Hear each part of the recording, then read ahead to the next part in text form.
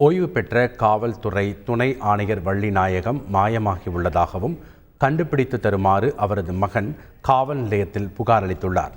சென்னை வளசரவாக்கம் வாணி நகரைச் சேர்ந்தவர் ஓய்வு பெற்ற காவல்துறை துணை ஆணையர் வள்ளிநாயகம்.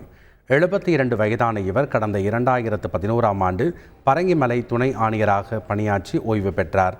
இந்நிலையில் நேற்று காலை வீட்டிலிருந்து வெளியே சென்ற வள்ளிநாயகம் இரவு வரை வீடு திரும்பாததால் பதற்றமடைந்த அவரது உறவினர்கள் பல இடங்களில் தேடி உள்ளனர். ஆனால் அவரை கண்டுபிடிக்க முடியவில்லை. இதையடுத்து அவரது மகன் முத்துக்குமார் காணாமல் போன தனது தந்தையை கண்டுபிடித்து தருமாறு வளசரவாக்கம் காவல் நிலையத்தில் புகார் அளித்துள்ளார்.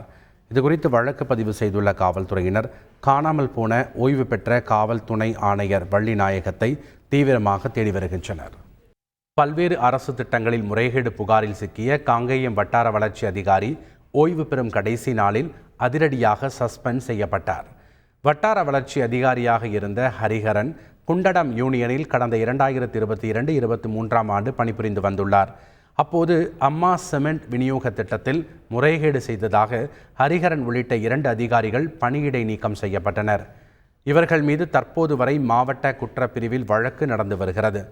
இதற்கிடையில் கடந்த வியாழக்கிழமை அன்று ஹரிஹரன் ஓய்வு பெற இருந்த நிலையில் மாவட்ட நிர்வாகம் அவரை அதிரடியாக சஸ்பெண்ட் செய்தது அதிர்ச்சியை ஏற்படுத்தியுள்ளது. செய்திகளை உடனுக்குடன் தெரிந்து கொள்ள உடனே சப்ஸ்கிரைப் பண்ணுங்க.